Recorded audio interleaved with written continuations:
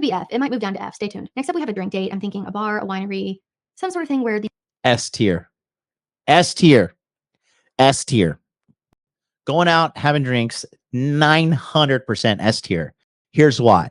One, when you're both drinking, you're both going to be more relaxed. I'm not saying you need to lean on alcohol as a crutch, but if you're going to go out and have some wine, if you're going to go out and have a cocktail or two, limit yourself to like 3 drinks max. Don't get fucking hammered. Don't let her get hammered. But let's just live in reality here, okay? If 2 consenting adults agree to meet each other and have some fucking drinks, bro, people want, okay? It's gonna go down. Just don't drink too much to the point your dick doesn't work, because then she's gonna go tell everybody in the group chat that your dick doesn't work, and then you're gonna be in trouble. All right, but drinks definitely S tier. Just make sure you don't get smashed and she doesn't get smashed, like hammered smashed. You want to have sex smashed, but don't let her just like don't be like a Japanese guy drunk. Get these girls hammered, then take them to a love hotel and call yourself a player. God, that's cringe. So bad. But yeah, that's definitely something. I say S tier. Let's see what she says. The date is centered around getting drinks. Now, a lot of you who watch my channel probably already know where I stand on alcohol. I don't drink for many different reasons. It's very personal for me, but I know that most people do. So I will say this.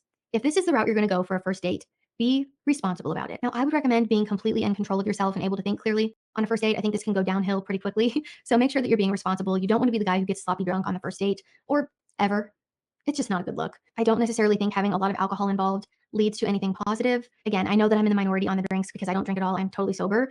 So this, honestly, I would put drinks in F tier. I would personally never want to get drinks on a first date because I don't drink. That's pretty obvious. I think going out to a meal and maybe getting a drink with your meal would be a much better option here, probably because you're going to be hungry.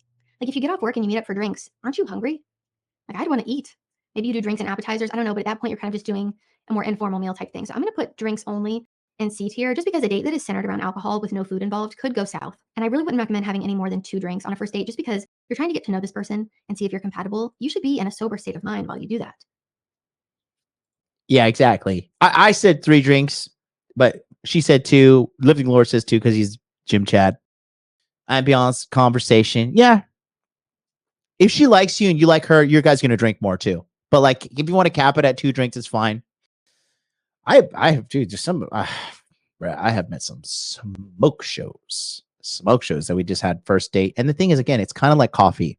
If she agrees just to meet you for drinks and she shows up looking fine, high probability she's down to